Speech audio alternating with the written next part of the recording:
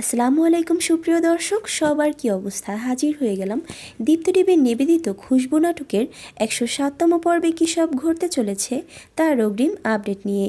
এই পর্বটি কেউ মিস করবেন না, কারণ এই পর্বে আপনারা দেখতে পারবেন আমজাদকে দেখা যাবে সে এবার সুইটির কাছে টাকা চেয়ে বসবে এবং যখন সুইটি সেটা দিতে না পারবে তখন তাকে দড়ি দিয়ে বেঁধে রাখবে। আর ঠিক তখনই আমজাদের ফোনে সেতুর কল চলে আসবে। তখন সুইটি তার প্রাণ বাঁচাতে চিৎকার করে বলবে, সেতু আপা আমাকে বাঁচান। আর ওপাশ থেকে সুইটির বলা কথা সেতু শুনে ফেলবে। তখন আমজাদের কাছে কার গলা শোনা গেল সেটা জানতে চাইলে আমজাদ ভয়ে ভুলভাল নাম বলে ফেলবে। আর এই ভুলভাল নাম বলায় সেতুর মনে আমজাদকে নিয়ে সন্দেহ তৈরি হবে। ওইদিকে তিতলি মির্জার বাড়িতে সায়ানকে যে অ্যানি দেখে রাখতো তার সাথে খুশবুর দেখা হয়ে যাবে।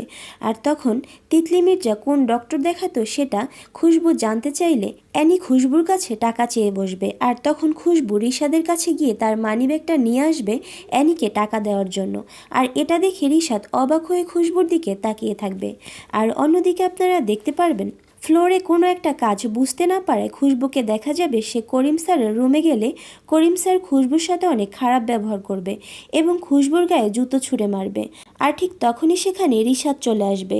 খুশবু সরে যাওয়ায় জুতোটা গিয়ে রিশাদের গায়ে পড়বে। আর এসব দেখে রিশাদকে দেখা যাবে সে রেগে পুরো আগুন হয়ে যাবে। আর এছাড়াও থাকছে আশ্চর্য সকল ঘটনা। সুতরাং সবাইকে খুশবু নাটকের আগামী পর্ব দেখার আমন্ত্রণ রইল। ধন্যবাদ।